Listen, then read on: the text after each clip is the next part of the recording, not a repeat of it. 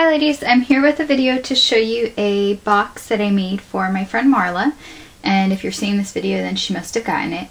I've been meaning to make Marla something for a while now. She is on YouTube and I'll put her link below, but she's really sweet, she's very talented, and ever since I started the channel she's always, just commented and been really sweet, and I just wanted to send her something to say thank you, and I've gotten a chance to talk with her a few times on Facebook, and she's really funny, and it seems like we have a lot in common. I wish we lived closer so we could actually hang out. And the box that I made for her, and it started out as just a plain white box that I got at Michael's, and I wasn't really sure where I was going to go with this. I started by covering the box with paper and masking it in lots of different places. Let me see if I can zoom in a little. Wrong way. And I masked it and put texture paste just kind of all over the place. And I've got it, on the sides too, and here. So lots and lots of texture all over the place. And I didn't know what color I wanted to make it. I was thinking pinks, and so I just started kind of spraying it with lots of different colors. And I used some Tattered Angel spray. I used some Lindy's Walnut Stain inks, and just lots of different colors that I had. And I can't even really tell you what colors I used. I just grabbed a bunch that looked pretty and just started spraying. So that's kind of how the background turned out. And the paper started out as, I know it's Prima, and I don't remember if it was the Rondell collection. I want to say it's Almanac. I'm almost positive it's the Almanac collection. Yes, I'm pretty sure it is. And so it was like a peachy pink, and then when I started spraying it, it turned out kind of a rosy pink, so I just kind of went with that.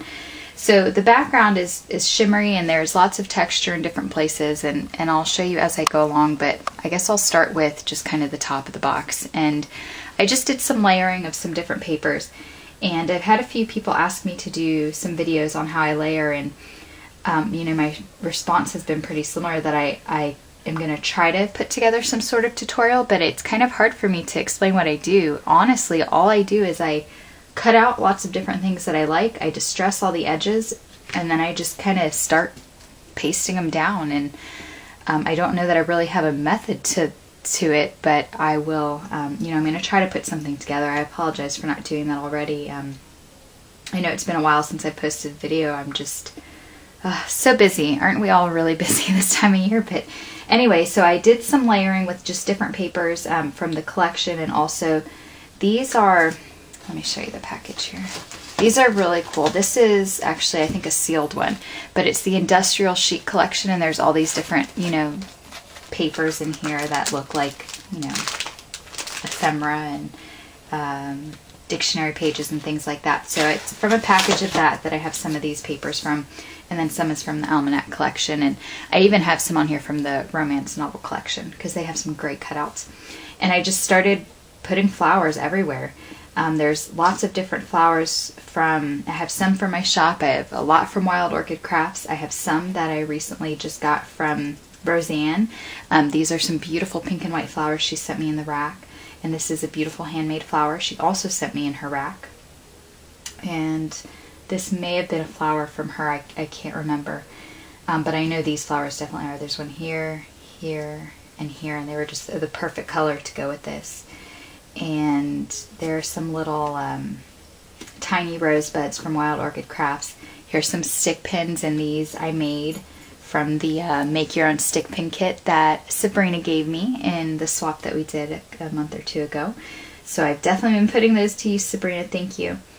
And there are some laces back here and some different appliques, and I just kind of shoved everything into the corner here, and I hope she likes the way that it turned out. This is some really pretty lace. I've been hoarding this from Juliana. She sent this to me a while ago, a few months ago, and this is beautiful. It's one of my favorite laces ever, and so I did use a piece on Marla's box because the color just went so well, I couldn't not use it. And I have a Prima wooden tag thing here, and some vintage jewelry on this side, and then I just have some pearl strands kind of glued around there. The front I wasn't sure what to do, and I had this big satin ribbon, and it was an old satin ribbon, like a vintage satin ribbon, and it was kind of all crinkled, and I tied a bow, and I just thought it would look pretty just laid across there, so that's kind of what I did. And underneath you can see there's, you know, texture, there's some butterfly here, and to do this I just ripped pieces of paper at an angle and glued them on, and you know, there's a lot actually crinkled underneath here. I just put the ribbon over, and there's some texture back there too. So that's how I did the front. And then the sides are just, you know, paper. I went with the same theme of the layering and just kind of tore some pieces of paper and glued them on and ripped some pieces back. And you can see that back here as well. And here's some these are from the romance novel collection here. And some of it's from the industrial chic from collection. And then there's some texture in the back. And this is the last side here. So that's the box, and then on the bottom I just, you know, put a little note for Marla, love Gisela. And inside it's just filled with, you know, some different laces and things. And I didn't really do anything to the inside other than I lined it with the almanac paper. Let me see if I can, I don't want to mess it up. But it's lined with the almanac paper, and then I have a little, let me see if I can move it. In the corner there I've just got some trim, just to kind of line the box. And so it's just a pretty plain inside, but I figured, you know, she could keep whatever she wanted in here. She could keep, you know, craft stuff, or, you know, whatever she wants to keep in here. So anyway, so this is the box I made for Marla. I really hope she likes it, and if you have any questions, please comment below. And like I said, I'll try to work on a tutorial on layering. Like I said, it's hard for me to really explain what I do, but maybe if I just kind of show you, it might offer some sort of help or answer any of the questions you had. So thank you guys so much for watching, and stay tuned for more videos. Bye.